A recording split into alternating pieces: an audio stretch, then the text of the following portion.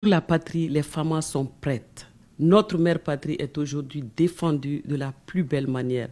Il n'est un secret pour personne. Nous perdons un drone en opération et les ennemis de l'intérieur et de l'extérieur se déchaînent.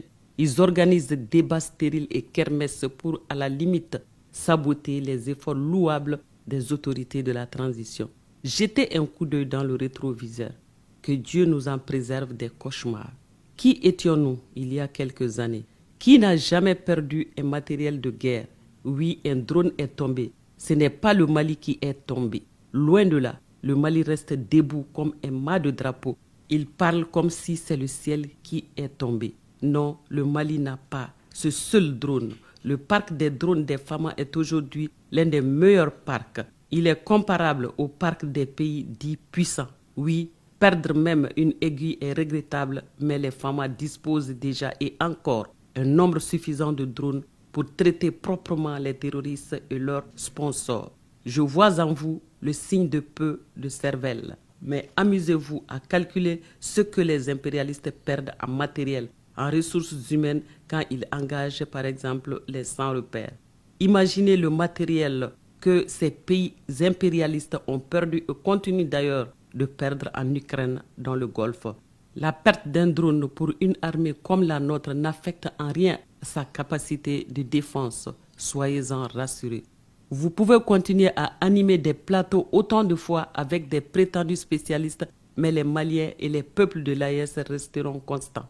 Le combat contre le terrorisme est engagé dans l'espace de la Confédération et personne ne l'arrêtera jusqu'à la mort du dernier terroriste. Les journalistes incommodes et désœuvrés qui scrutent l'horizon de l'AES pour trouver à dire doivent revoir leur ligne éditoriale. Car l'AES est un grand roseau qui se plie sous le poids des intempéries mais ne tombe jamais. Ce qui est amer dans tout ça, c'est la question relative aux droits humains. Cette institution vidée de son sens ne répond plus aux idéaux des Nations Unies. Les droits humains varient d'un pays à l'autre. Ils deviennent durs ou flexibles selon la tête du client. Ces droits humains, à mon sens, doivent d'abord s'appliquer sur ces fabricants d'armes, car c'est eux qui arment les terroristes et mettent en mal la cohésion africaine.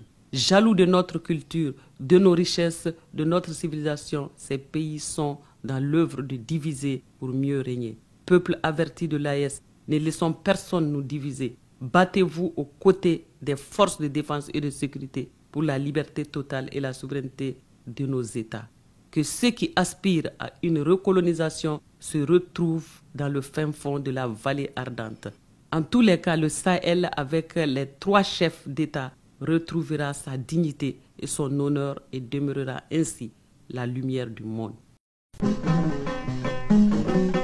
Bato majarani mari basri dango ma atarida.